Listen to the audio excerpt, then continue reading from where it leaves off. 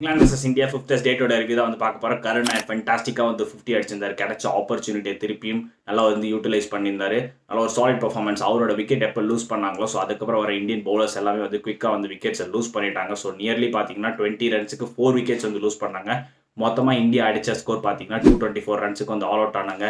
கசட் கின்சன் ஃபென்டாஸ்டிக்காக வந்து போல் பண்ணி அவர் வந்து ஒரு 5 விக்கெட்ஸ் எடுத்திருந்தாரு. ரொம்ப நாள் கழிச்சு அந்த இங்கிலாந்து 11ல் வந்திருந்தாரு. நல்ல ஒரு solid performance from the Gus Atkinson. Then England batsmen opening like Zak Crawley and Ben Duckett சரியான ஒரு பார்ட்னர்ஷிப் போட்டிருந்தாங்க. 15 ஓவர்ஸ்லேயே பார்த்தீங்கன்னா 100 ரன்ஸ் பார்ட்னர்ஷிப் வந்தது. லிட்டரலி நான் வந்து ஒரு 300 ரன்ஸ் அடிப்பாங்கன்னு ஒரு கெஸ் இருந்தது.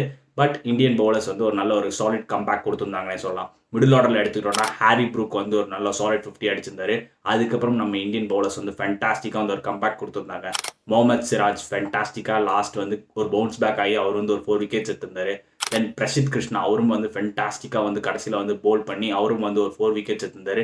லிட்ரலி இங்கிலாண்டை பார்த்தீங்கன்னா ரொம்ப அந்த லீடு வைக்காம ஒரு 23 ரன்ஸ் லீடில் வந்து அடிச்சிருந்தாங்க. ஸோ இங்கிலாந்து அடித்த ஸ்கோர் பார்த்தீங்கன்னா 247 ரன்ஸுக்கு வந்து ஆல் அவுட் ஆனாங்க. ஒரு 23 ரன்ஸ் தான் லீடு இந்தியா வந்து கன்சிடர் பண்ணாங்க. ஸோ அது வந்து ஒரு great comeback from the Indian bowlers அப்படின்னு வந்து சொல்லலாம்.